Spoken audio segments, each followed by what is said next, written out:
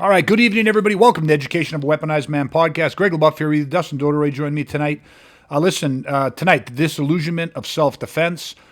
I want to share with you, or I want to have a discussion really with everybody on self-defense from the 1970s to the 80s to the 90s to the 2000s to present day, and what has occurred, what has shifted, and why has this happened, and how does this result in the disillusionment of self-defense over the years, right? So stick with us. It's going to be a real fun one to break down. Back right in a few minutes. That's interesting. Greg LaBeouf, from 30 years ago, two things happened to me that forever changed my life. The first is I was almost beaten to death by 8 violent predatory criminals. The second, through what I can only consider to be an act of divine intervention, I met and forged a lifelong friendship with an individual that was considered to be among one of the world's top combat educators. Think about it, Greg. That's how you can fight outside your weight. Raw, street fighting, straight blasting, headbutt in the elbow. Because if you're in a slugfest, there's always a bigger, stronger guy than you, and they don't have any weight classes out in the street. Yeah. Not only did this individual share with me the strategies, tactics, and tools for how to actually protect myself and my family from violent predatory criminal assault, but he shared with me the insight, the knowledge, and the mindset of what it actually takes to become a modern day protector. For the past 30 years, I have done nothing but help weaponize other good men so they too can protect themselves and their family. Each week I go live and I share the strategies, tactics, tools, insight, and mindset that you need to become that protector. Welcome to the Education of a Weaponized Man podcast. Okay, so the disillusionment of self-defense. I want to start back in the 70s. We could go even further back, but I just, you have to start somewhere, so I figured we'd start with the 70s. First off, if you look back at the 70s and you look back at like Black Belt magazines, self-defense publications, Inside Kung Fu, I think one was even Inside Karate. They had a number of different publications dedicated to self-defense, martial arts, all of that type of stuff. But the most popular self-defense systems or martial arts systems at the time were absolutely the Chinese martial arts, and Kung Fu was really having an upswing. I'm not saying that your karates and your kickboxing and your other styles didn't exist. I'm just saying that the Chinese martial art systems were very, very popular in the 70s. Kung Fu was really, experiencing a kind of a rapid growth. And also in the 70s, it was kind of one of the first times you started to see the popularization of, and I'm sure you're familiar with this, but the Kubotan keychain. And, you've probably seen, remember back in the day, the Black Belt magazine, but there's always the ad for the Kubotan keychain. You know what I mean? Basically a little metal spike that fit in your hand and, had the key ring on it and stuff like that. So, that started to become popular. So you started to see people becoming more interested in personal defense items. And that was one of the biggest. But first off, I'm a little older than you. So, the 70s, I was born in 1971. So, it's not like I remember a ton of the 70s. But of course, late 70s, I was already into martial arts. I started at about 8, 9 years old in traditional martial arts.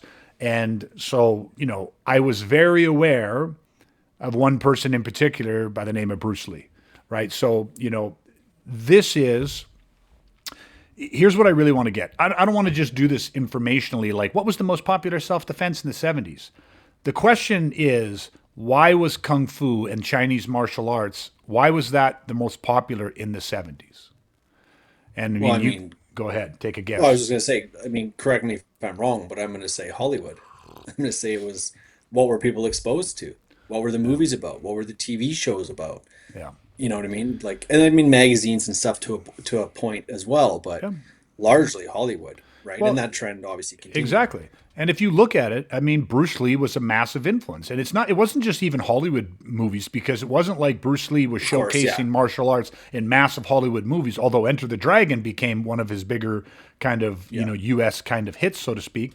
But the TV shows like The Green Hornet had gained success and popularity. Absolutely, we see it as it was entertainment. North Americans were becoming more exposed to international films in the way through the Chinese kung fu movies. I know everybody, even nowadays, even if they didn't see it, most people understand the bad lip syncing. You know what I mean? Whereas because it's the movie was filmed in Mandarin or Chinese or whatever, and you had the English people's voices being dubbed over, and so you had the bad sync ups and stuff, but they were, they became, I remember my dad loved watching the old kung fu movies and stuff. And of course, Bruce Lee and all that type of stuff. So yeah, absolutely. It became what was being shown to the public. And so that always spikes the interest. Okay. So you had kung fu. I don't know if you remember this or not, but do you remember the martial arts studios, the chain of studios called the Kung Fu Temple?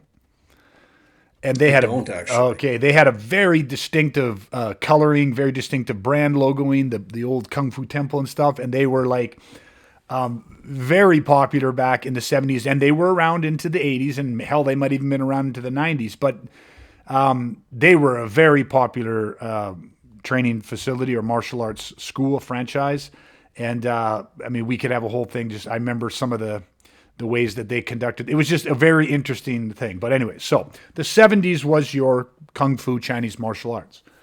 Then we get into the 80s. So what do we think was the most popular in the 80s? Now, of course, you were very young in the 80s, right? I was now 10, 12 years old and stuff like that. But specifically, there was a turning point where you saw an increase and the popularity of a certain martial art surpassed other martial arts because specifically the year 1984. And any guesses what came out in 1984? 84. Yeah.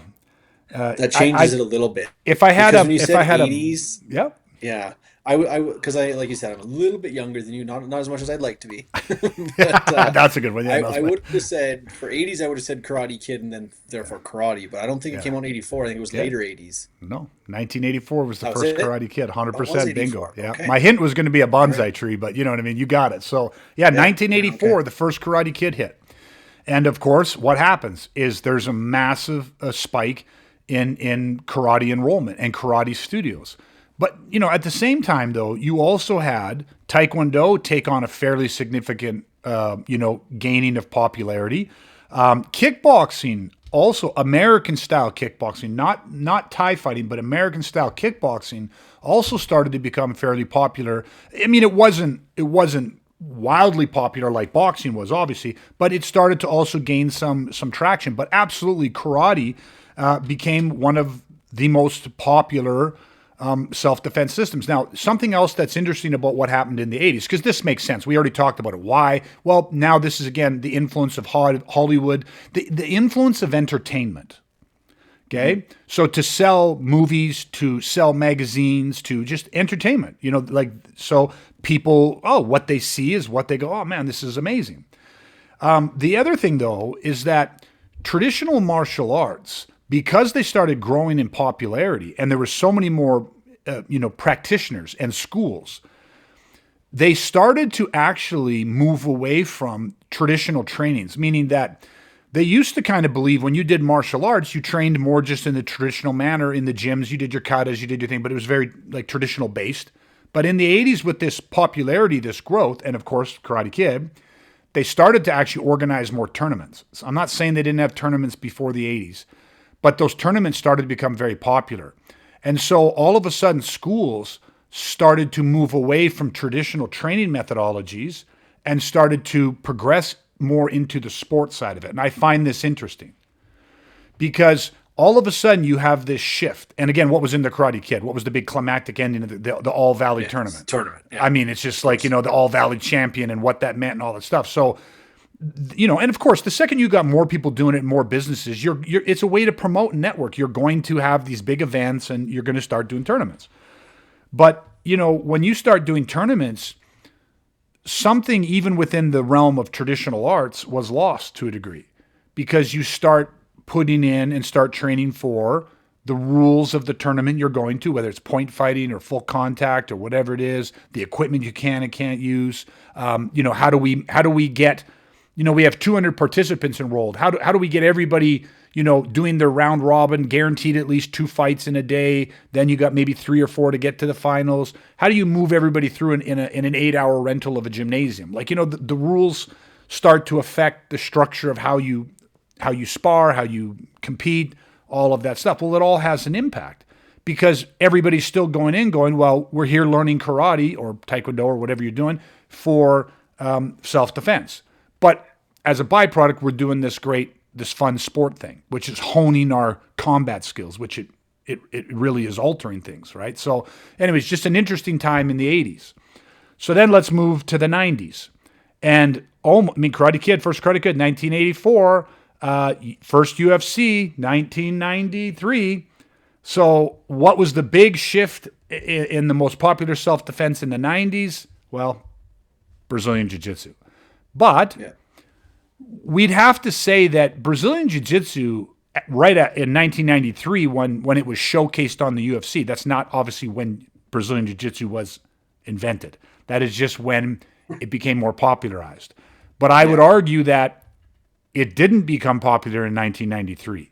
In 1993, the disillusionment of many, many martial artists really hit. That was probably one of the biggest disillusionments to happen, in decades in martial arts.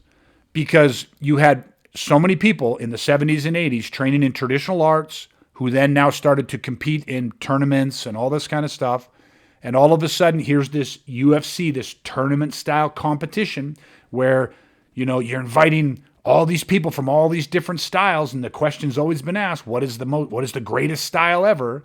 And then you have them compete, and then this style or this art that nobody would have put up as, well, most people didn't even know existed, but nobody would have put it up as the best martial artist style, and this little 180-pound, 85-pound Hoist Gracie defeats all of these bigger, martial artists. So, we all know the story. Yeah. And so in 1993, 94, 95, you had a lot of pushback. You had a lot of people wanting to see that system fail. Of course, you had some early adopters, people that right away were like, fuck, that is amazing. And so it starts to gain traction and people start to train it. But you had a lot of people that were, really, really disillusioned, and it took them a little bit longer to come around to accepting that ground fighting and Gracie Jiu-Jitsu, Brazilian Jiu-Jitsu, what are the benefits, the effectiveness of it, like just, to integrating their system. So it was probably the later 90s that it really started to become popular. But, I mean, everyone was talking about it, 93, 94, 95. It's just, that's what everybody was, talking Yeah, and about. if I remember correctly, because I watched all the early UFCs, but again, I was still a younger guy at the time. Yep. But I do still kind of even remember like the transition period of all the stand-up fighters, the strikers, as they were known at the time. Yep. They kind of started out in their journey of dealing with jiu-jitsu in more of like a circumvent type, Yep. like way of going about it. So it was like the sprawl. The sprawl became this big thing. Everybody had to learn to sprawl to try and stop the takedown, right? Yeah. And then that only works so well and for so long. And then sure enough, they're like, okay, I just got to learn jujitsu. Yep. The sprawl fails. It doesn't work all the time. Yeah. 100%. Actually, on our last podcast, we talked about the Gracies and the mathematical equation of like the striker's burden. You know what I mean? How hard it is to stop someone whose single goal is to go, I'm just going to shoot in. Find a good timing, but I'm going to shoot in, try to connect you while you try to knock me out with one punch. You know what I mean? It's a very lopsided equation. But so obviously the 90s, 93 and on, jiu-jitsu starts to become a very popular martial art. So what it did was it disillusioned, it took away some of the veil of like superiority that other martial arts had. The karates, the kickboxings, all of this, the boxing, all of this type of stuff, whether it was traditional arts or sport. What also is interesting about the 90s though, is that if you go back and you look at the marketing and you look at what was being presented in the publications, what was being showcased in the movies and on TV and that kind of stuff. What also actually started to really gain some traction was street fighting concepts. There was actually in the 90s, I mean, my mentor and instructor, Paul Vunick, was one of the first out on the market, with his Street Fighting Concept series, the JKD Street Fighting Concept series and stuff. But there was a lot of ex kind of military Green Beret guys, just different ex-military guys, where they started to really come out with a lot of like videos on things like, distraction things like, throwing water in someone's face, throwing pepper in their face, like, using kind of almost expedient weapons. There was a term that was used a lot in the 90s that kind of was attached to, let's say, the more reality-based stuff, although that term wasn't really big then, which was dirty. Like dirty fighting concepts, like, that kind of thing. Because if you think about it, you have this massive display of martial art competition. Who's the best art? No rules, all that type of stuff. No holds barred. And so you see these arts and disciplines fighting, but at the same time, you see, like, of course, in the movies and all these different things that are happening, you see this kind of dirty tactics coming out in the movies and stuff. And so this whole street fighting thing kind of gained some popularity as well. So again, very interesting though, it was entertainment driven. What were we seeing on the screens and all this type of stuff? So then let's fast forward to the 2000s. So clearly we can say that by the 2000s, Brazilian Jiu-Jitsu was firmly rooted. It was really, really exploding by this point. It was just like you talked about, people just had to get on board that, listen, that you got to fucking at some point start learning the ground and its effectiveness and all of this type of stuff. So Brazilian Jiu-Jitsu gets big, but as Brazilian Jiu-Jitsu becomes big and the UFC kind of becomes its own martial art, it kind of becomes this MMA sport that is its own way of training. Whereas up until that point, even in the early 2000s, people were like, okay, I learned Brazilian Jiu-Jitsu, but I'm taking Muay Thai became very popular because, Muay Thai became really well known for its effectiveness in knees and leg kicks and striking. Of course, people were now boxing more seriously to be able to they were working in the 4 different ranges: boxing, Thai boxing, they were doing some wrestling then, some clinching, and then of course the Brazilian Jiu-Jitsu. So those arts became popular. But something else really took a spike in the 2000s, and that was Krav Maga. Krav Maga became really, really popular in the 2000s. And so you had these kind of two branches of Brazilian Jiu-Jitsu, mixed martial arts, sport combat type fighting, the most effective martial art on the planet, as being how it's billed. And then you had Krav Maga. And so again, how did Krav Maga, which is originally designed for the Israeli Special Forces and the Israeli military, how did Krav Maga become popular? And I don't know how much you remember or connected with or noticed what spurred on the popularization of Krav Maga. Do you remember any of that, or kind of where you first heard about Krav Maga? No, Krav Maga specifically, no, not like the first time. I've Yeah. always, like, obviously I heard of it, back then. Yeah, yeah, I think it was the special forces part of it. You know what I mean? Oh, it's really special forces. Yeah. That sounds badass. yeah, yeah. So it was like the badassness of it, I think that caught my attention, but Yeah. I don't remember the initial exposure or why it would have propagated to the masses. So if we break it down, because it's going to be pertinent to where we're going with this conversation. Obviously, the Israeli, military used it, was adapted to it. But what happened is the gentleman that created Krav Maga and designed it for the Israeli military, what he did was he created a civilian version of it. But the smartest thing he did was he standardized it. So he created not only this system for civilian application, and of course, centered on more realistic application, weapons, mass attack, all of the different type of reality-based stuff. But he standardized it, and then they created governing bodies to not only take what they had now standardized, but then to be able to kind of almost like, again, franchising it, to be able to push it out, a way of teaching it, a program to follow it, all that type of stuff. But you just hit on something very big. the badassness of its origins, which are 100% legit. Well, guess who picks up on that? Well, Hollywood. And so now all of a sudden in television and in movies, you have Krav Maga being depicted on screen for its, brutal, effective, realistic, strategies, tactics, tools, application. And so, well, people see this and people are like, what the fuck was that? I don't know if you remember this, but on an episode of Friends, I think it was, I don't remember the characters' names now. Everyone's going to be like, you idiot, but I don't know. Ross. No, Ross's Joey, sister, Rachel? Chandler. No, not Rachel. Monica, that's her name. Look Monica. at me. I know everything about Friends. You're a fucking apparently. encyclopedia about Friends.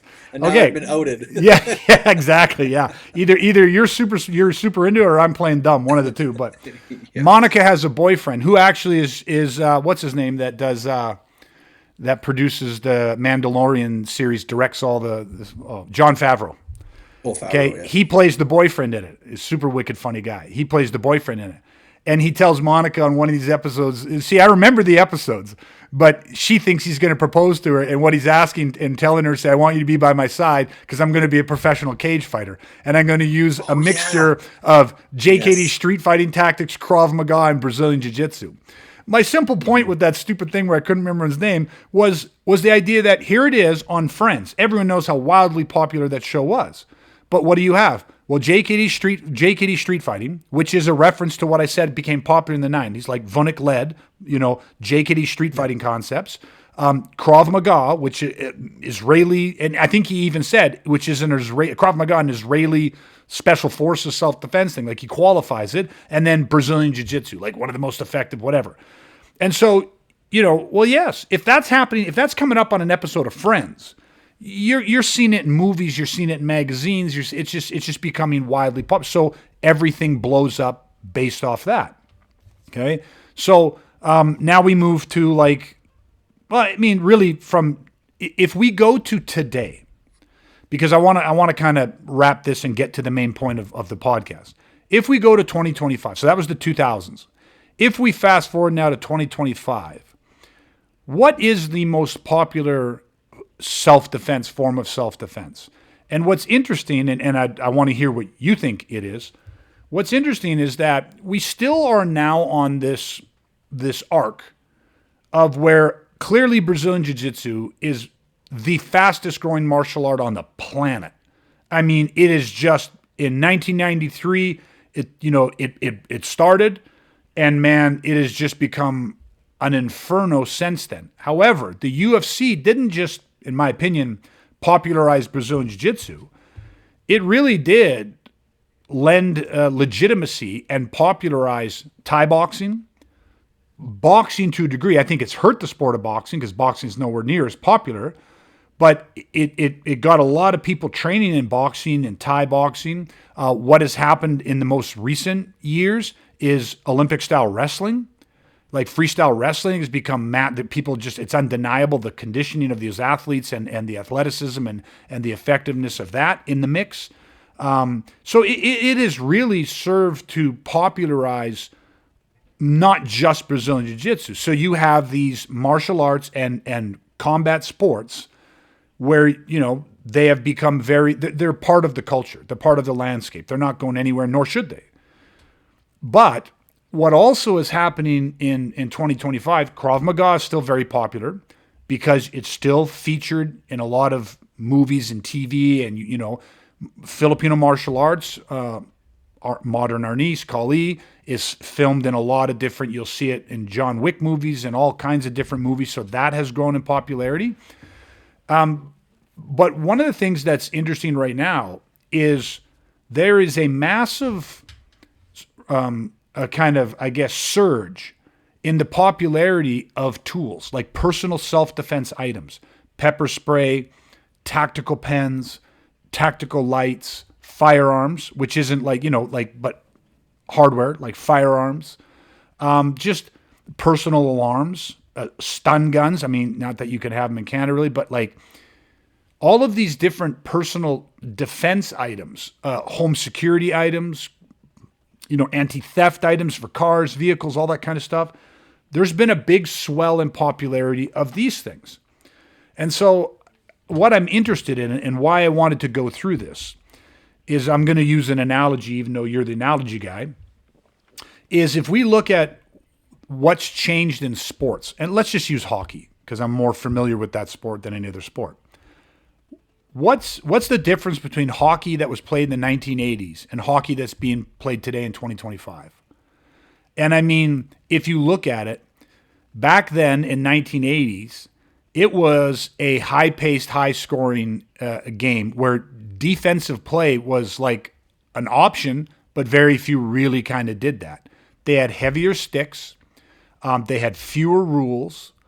And the game was just a different game. Their skates were leather. When the skates got wet by the end of the period or halfway through the game, that changed things. I mean, it was just a different game. But as the years progressed, and I would go specifically to I think it was the 2000, 2004, 2005 lockout, the NHL lockout. When they came back from that lockout, they had amended a lot of the game, and that was the beginning of a change. And many people might say that was where the disillusionment in hockey started for a lot of people. For some people, they just prefer the game today. That's all they know. They love that game. For others that kind of remember how the game was, there's a certain amount of mourning. There's a certain disillusionment with how the current status of the game. But for the most part, fans have grown with the sport.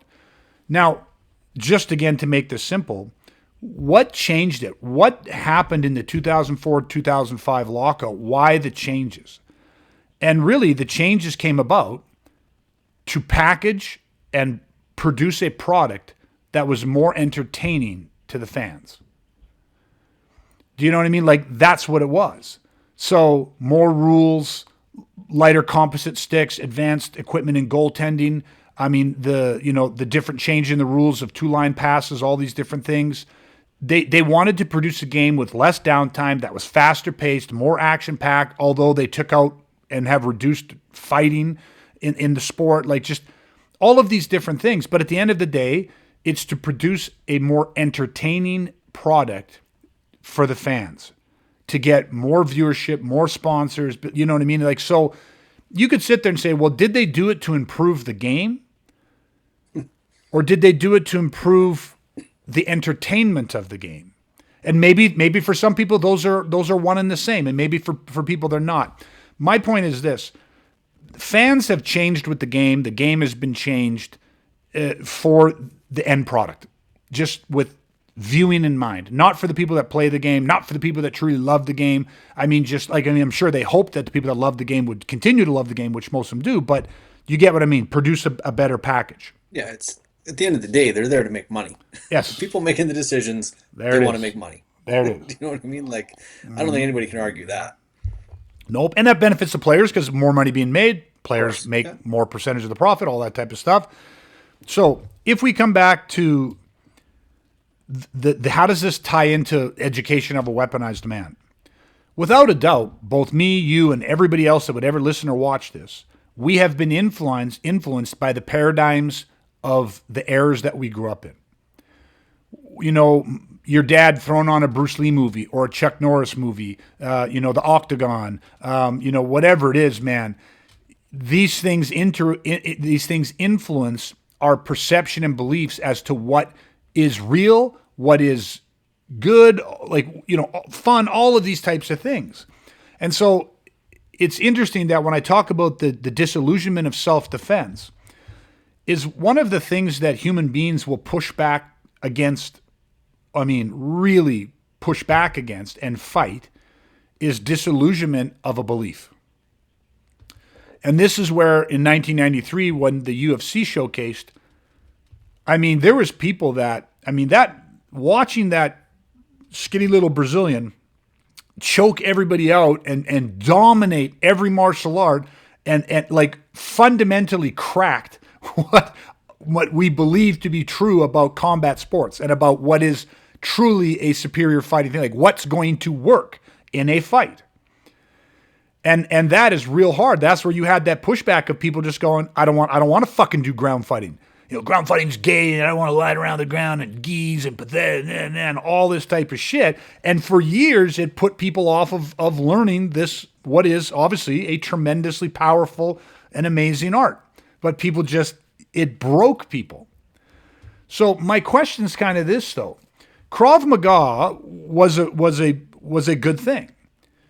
But Krav Maga, also what happened is when it went from the military version to the civilian version, and then they standardized that and franchised that and pushed that down the pipe, what happens is, like anything else, you get further and further away from the source. You get further and further down the stream.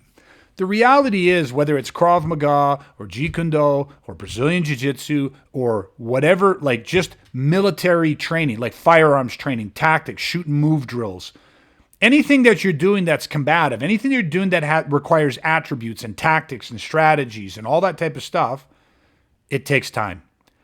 It takes a minimum of 10 years of really focused, dedicated training to even get remotely good at it, never mind the depth of experience, skill set, and understanding to begin to teach it. So I'm a big believer in this as well. So it's going to sound like I'm contradicting myself a little bit. When you are training for realistic self-defense, and again, I don't like that word, but when you're training for violence, it doesn't take a lot to teach somebody how to damage or destroy something. Destruction is not as hard as creation. To train and create a fighter that can fight on even a high level of amateur, never mind professional, oh man, the dedication, training, the effort, the attributes, the luck, all of the genetics, all of the shit that has to go into that, it is hard. It's like, carving, the Michelangelo carving the statue of David. Very few people can do that. But destroying the statue of David, a 12-year-old with a baseball bat can do it in under 2 minutes. Destruction's not hard. But you have to actually still have somebody. It's funny how good you have to be to teach simplistic things effectively, if that kind of makes sense. That still takes time. And so what I believe is that you have very, very watered down or over-stylized forms of reality-based self-defense out there because it's been this shopping mall, 7-Eleven, McDojo type process of producing instructors and students, instructors and students, instructors and students. And so the further away you get from the source, you lose something in that. And I don't care what system that is and how great it starts out, that's what's going to happen. So where we're at now is interesting to me because what is the next thing that will happen that will create the disillusionment? Like what has to happen for people that think what they're witnessing in combat sports is functional reality-based self-defense? What has to happen for people that are doing reality-based self-defense? And everyone's, I pressure test everything, and you watch what they do, and you go, that's almost like a point sparring drill that was done in karates in the 1970s. Like that is just, it's a safe way to train. It's an easy way to train 50 people that are in a 1,000 square foot space where you don't really have a lot of room and everybody has to stay in their little 2 foot by 2 foot section. It's a great business model for making money and keep people coming back, but it is so detached from any type of realistic functional training. Just because you hold a rubber gun in your hand and point it at someone's head doesn't make it reality based. Just because you take a stick and swing it and you step in and swing at a guy and he steps in and jams your arm, that's not pressure testing. You know what I mean? But these are things that buzzwords and things that you can say and do. But this is what's interesting to me. What has to happen or what will happen to create the disillusionment? Or what happens if, and is that possible? Like, is that possible to create an awakening where people finally have to actually, again, get past their bias and what they think they know, stop looking to movies and television and entertainment to tell you what is good or isn't good, what works or isn't worked, but to really actually look at what are the skill sets, knowledge, training that we actually need to survive in the environments that we're living in. Because I don't think that's being met. Nowhere near the level that it needs to be met, right? Even if you have a handful of people that are genuinely doing that, there's not enough, and it's just there's not enough. Well, and I think I think too many people can't see the difference either.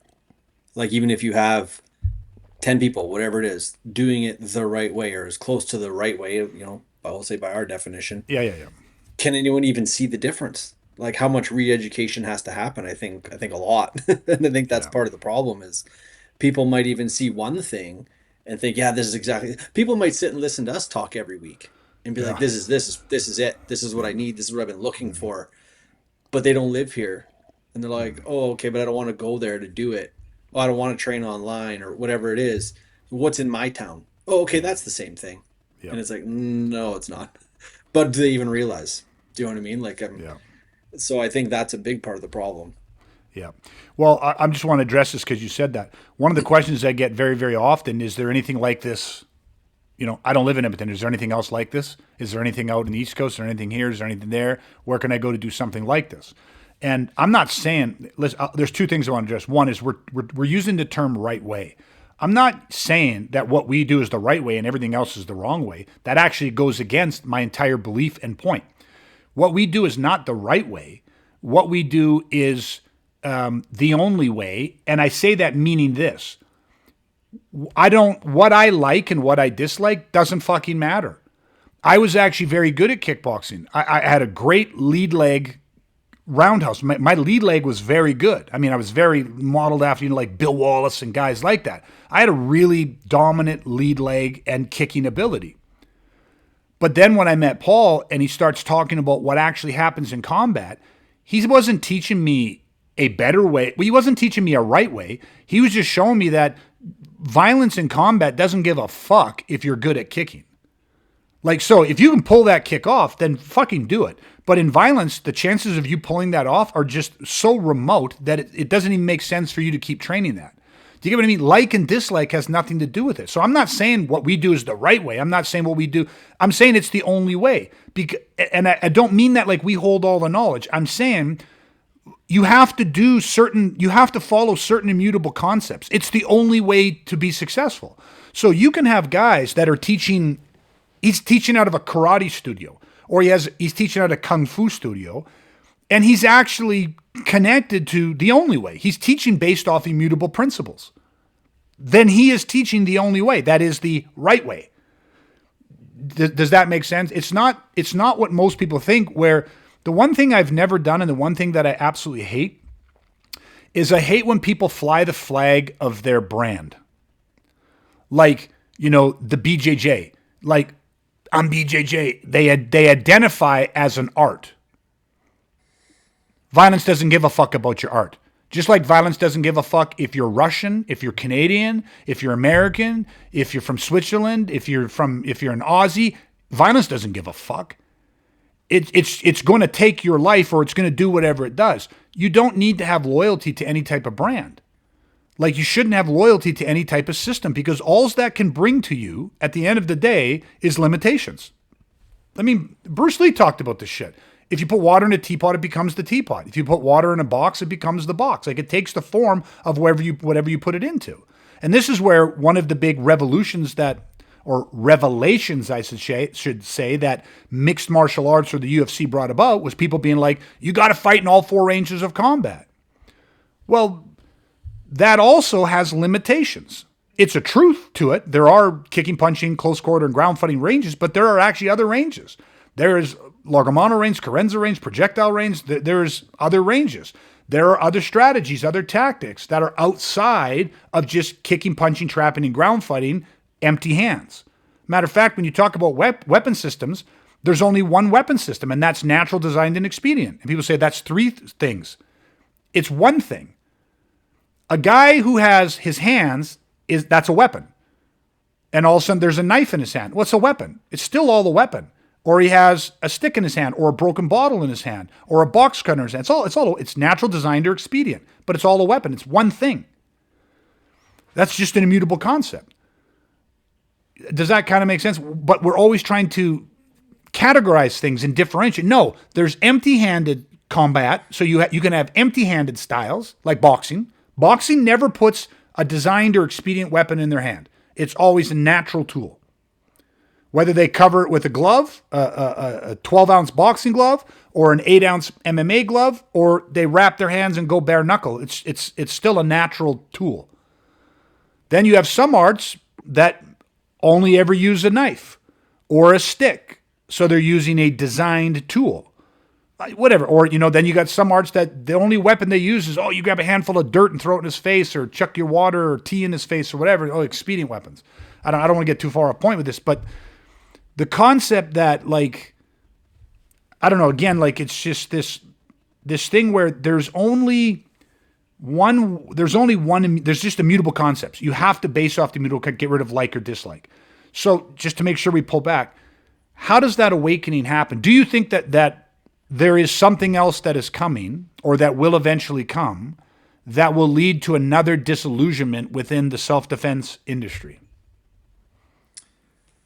So, well, I mean, there's maybe a lot of ways you could go about this. So I don't know exactly where your head's going, but the thing that just keeps coming to my head as you're talking and just thinking about things, and is that video, tragic video that came out not that long ago of that Ukrainian woman being stabbed and murdered on that subway.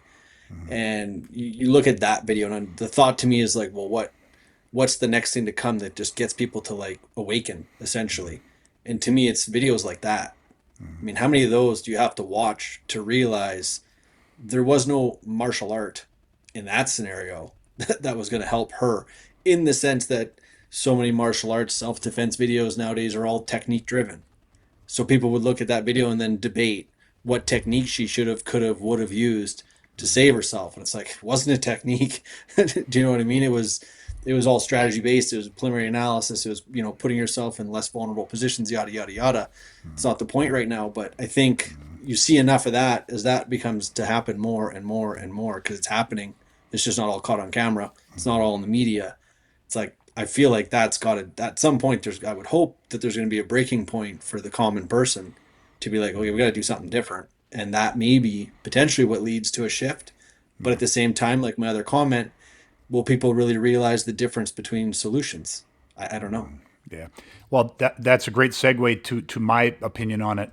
And I personally don't think that there is going to be anything that will happen that will actually cause the disillusionment of individuals that would get them to actually now more clearly see and be motivated to get into, like, saying, I need something that is truly real, like immutable based, like immutably concept based, because I think you're 1,000% right. I just, like, the more tragic events, because look at it, Charlie Kirk, like, this was being, like, people were showing this on every social media platform. You know what I mean? And like, but so we are, as a society, we have been for a while, and we will continue to witness things that, geez, as human beings, you don't ever want people to see this stuff. So people are being exposed, and have been for the last little bit, as to the realities of violence. I mean, again, how much shit has to happen? I got to limit a little bit of what I say, because some of this is kind of confidential information, but there is a client that I have that is privy to some inside information about things that are happening in the city of Edmonton pertaining to violent assaults and attacks orchestrated by gangs against random innocent civilians. That is, I'll just say it this way, causing a tremendous amount of trauma among even our first responders, law enforcement, 911 operators that are receiving these calls. That is causing post-traumatic stress disorder in our first responders. So imagine the severity of what I'm talking about on the victims, their families, the communities, the city as a whole. And it's like, this stuff's going to continue to happen. But what you just said at the end of your statement, unfortunately, like, I don't think that people are going to be motivated enough to go, I need to actually investigate and really figure out and just apply common sense. What are you showing me? Like, I need to learn to defend myself. Show me what you do. Explain it to me. And actually go, okay, what you said makes sense. Because what they will do is what you said.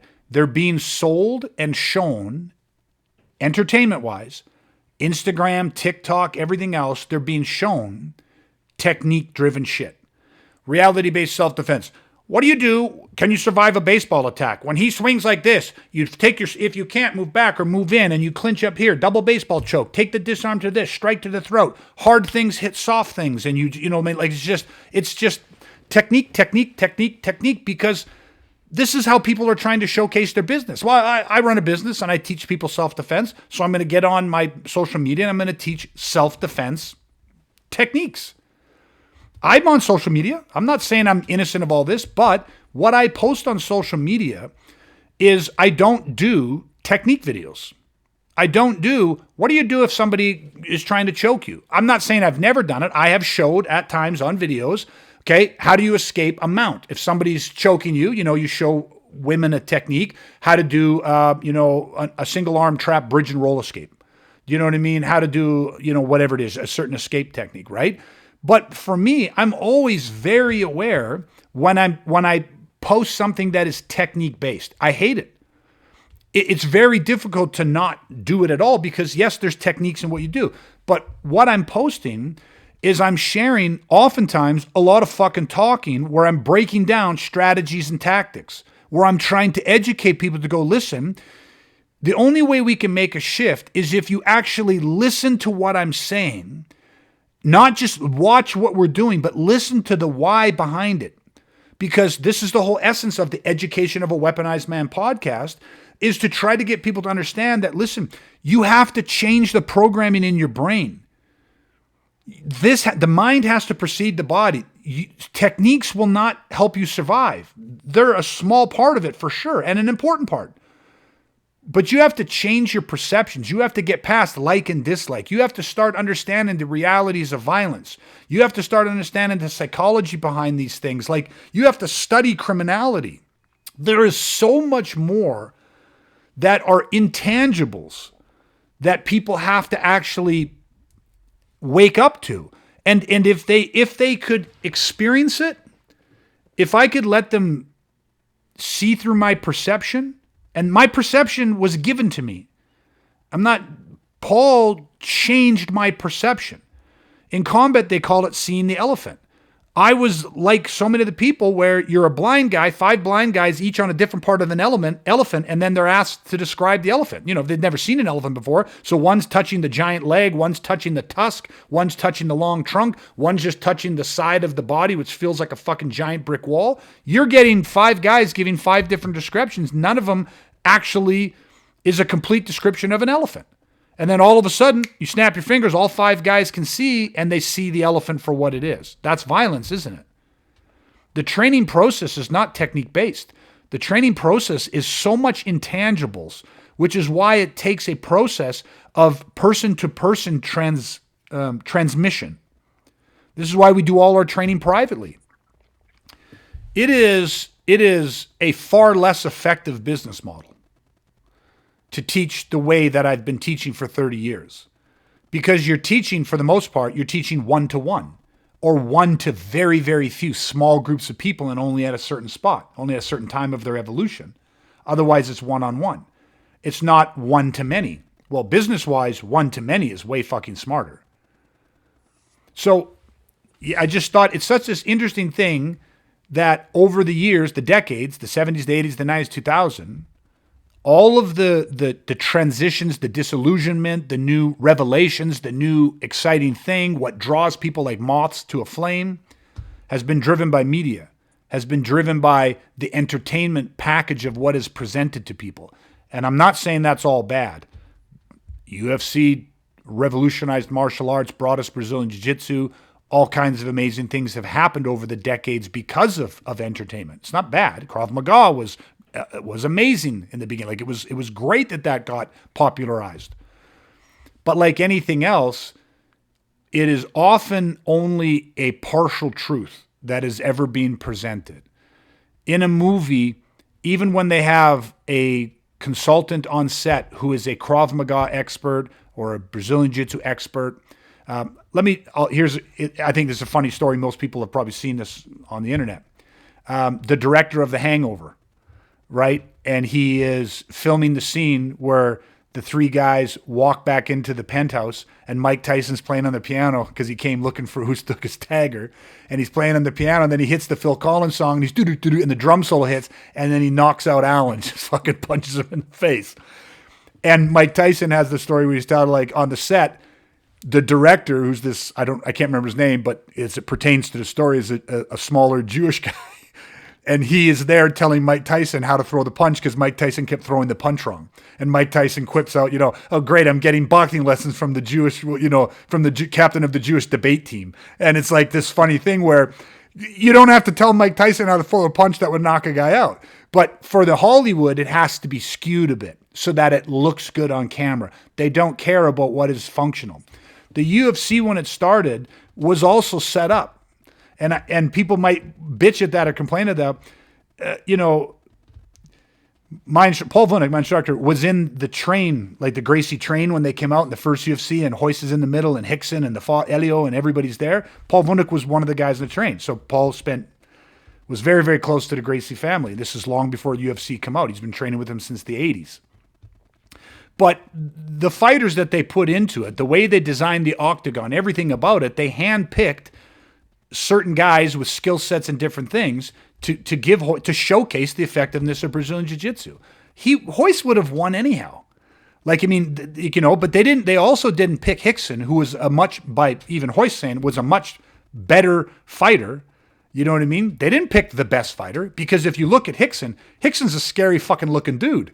You know what I mean? He's way more fucking jacked up. I mean, he was the meat eater of the family. He's way scarier. You know what I mean? Like, I remember Hoist in one of the interviews saying, like, I'll go anywhere in the world to fight anybody rather than fight Hickson, like rather than fight my brother. He goes, that's like fighting the devil. I'd fight the devil himself before I want to fight him. But they did it. Why do you think they picked Hoist? Because he was a more baby-faced, skinny kid. It was more impressive when the skinny guy beats all the big guys. So they handpick big sumo wrestlers. They handpick guys that look a certain way and go, watch this. They wanted them to swing and attack the way that it was going to make for great showcasing of the Gracie art. Good, great, of course. Why wouldn't you do that? Okay? Doesn't take anything away from the effectiveness of jiu-jitsu, but if you don't think that it was skewed for the entertainment packaging, well, you're wrong. And the UFC today, the rules, the this, the that, who they sign and who they don't sign, is also being manipulated and skewed to put out a better entertaining package. Yes, they want to put out high quality fights, but you get what I mean. Even like on that note of the entertainment package, like let's go back to when the UFC introduced the rule of if there's not enough action or enough, maybe they change it to progression. You're not progressing the fight, we're going to stand you back up. Yeah. What if that rule never came into play? Yeah. Would the UFC today just be a jiu-jitsu competition? Yeah. Right? Yeah. Because the jiu-jitsu guys would have got people down and they would have never got back up. Mm-hmm. So everybody would have had to learn jiu-jitsu to try to get back up. And it's like, you know what I mean? Like it would have one rule completely changed the entertainment aspect of that entire sport. Yeah. Well, would the UFC even be popular today? Would it even be here? Because if you didn't make it, because remember, fans back in the day, even the ones that started to get, two guys lying statically, the game being frozen on the ground, to anyone that understood the game, you're just like watching two chess masters battle. Yeah. Like you could sit there for 10 minutes watching a chess master think and study the board, and your brain is going, oh, I wonder if he'll do this. I wonder if he does that. Does he see this? You're just waiting on bated breath to see the next move.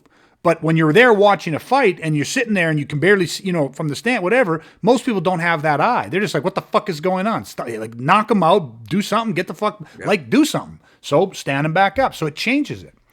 So, I think just because I don't want to get too far off because I love this conversation, I don't think.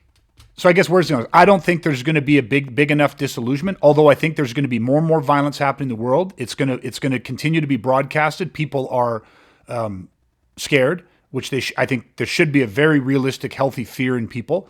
The types of attacks, the level of violence in the attacks, it's terrifying, man. We both have younger kids, coming into their teen years and stuff. It's fucking terrifying. Like just that they're going to be out in this world. You're not there to protect them all the time. They're not fully aware of all the dangers. How can they be? Nor maybe do you want them to be because you don't want all of a sudden they're living their lives in fear of everything and everyone when, again, we're lucky to live where we live. Majority of the time, you're going to be just fine. But we know all too fast how quick you become a statistic, and nobody thinks it's going to be. There's just all this shit where I don't think we're decades away from having enough good people that understand how to actually train other good people and pass this process on. Because there is no way of passing this process on in a class of 1 to 100 or 1 to 75 or 1 to 200. If you're doing that, that's great, but you're serving the business model more than you're serving the needs of your clients. Pro fighters have personal coaches. They have a team of people around them. Why? Because that's what it takes to get to the highest level. And then why are they doing that? Because the level that they're trying to get to pays exorbitant amounts of money. So there's good profit in it. Okay? What we're doing doesn't have good money. It's not going to pay you good money to train, to build a team of professionals around you who can take you from a nice guy and turn you into a dangerous man so you can protect your family. But what you do gain, it's not a big paycheck. It's not fame. It's not fortune. It's not recognition. What you get to do is you get to live. You get to save your family potentially. So what's that worth? But that's a different motivation. You have to find the time, you have to find the energy, you have to find the perseverance to show up, to train, to practice, to put yourself in proximity to this team of people who is willing to invest that energy into helping you gain these skill sets. It's not a hard journey, but it's still a journey that you have to walk. You still have to put in some of that effort, right? So I don't know, like it's why we keep doing this podcast, because like you said, 1,000 people are going to listen to some of these episodes or all of these episodes, and 1 out of 1,000 will take action off it. Because it's always an inconvenience. If you listen, this maybe will be my last point. If you listen to this, you will hopefully, it can cause some thought in you and cause a bit of an awakening. But at the end of the day, you still have to take some form of action from that. Just having the when you gain the understanding or you have that aha moment of like, fuck, it's not enough. It has to be followed up with action.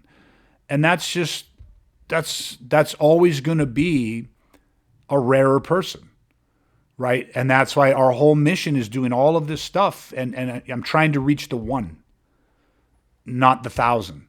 You have to get through the 1,000, the 5,000, the 10,000, to just try to find the 1 that then starts, that it clicks and goes, oh, so you're not selling me a style.